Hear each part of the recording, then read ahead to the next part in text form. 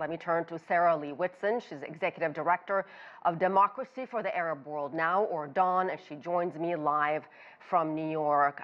Sarah, good to have you on the program.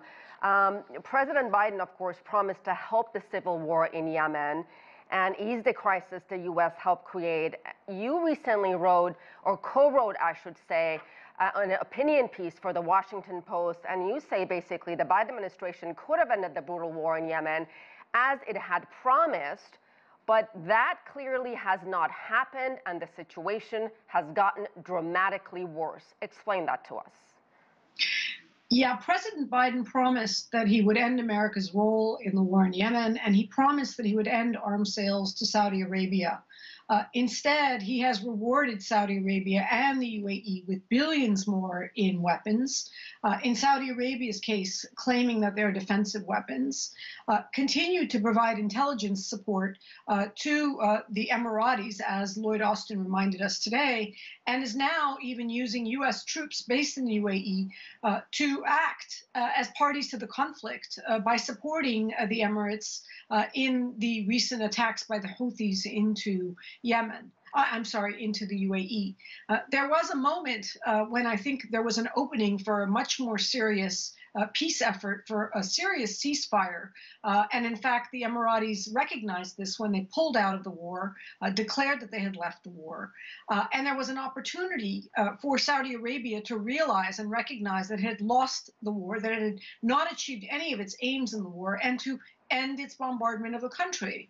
Instead, the United States has encouraged it to re-up its effort and is now engaging in earnest as a party to the conflict. Okay, so Sarah, if you talk to the U.S. or the Saudi-led coalition, and I know you know this, they would say, first of all, their strategy, you mentioned this as well, is a defensive one, not an offensive one.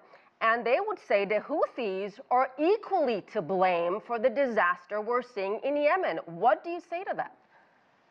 Well, first of all, the blame game is really a waste of everyone's time, because we could go on ad infinitum to blame one side or the other about who has committed abuses or who started it. The Houthis, of course, are responsible for war crimes in the country, but the Houthis are not an external actor.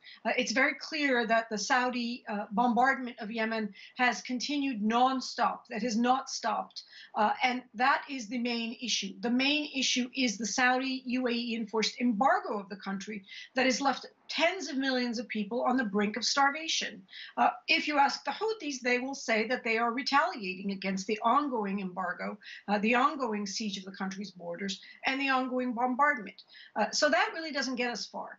What we really want is for Saudi Arabia, the UAE, and most importantly, its backers, the United States, to end this war in Yemen. Okay, so Sarah, let me interrupt you because we're running out of time, and I really want to get to the bottom of this. I completely understand where you're coming from because I read what you wrote in the Washington Post. The issue right now is this war needs to come to an end, and it is not happening.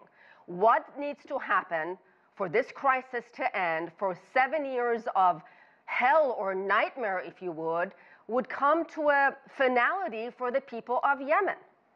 The first thing that has to happen, and the best way for Saudi Arabia and the Emirates to protect their own citizens, to protect them from the Houthi missile attacks, is to end their war into Yemen and to end the embargo.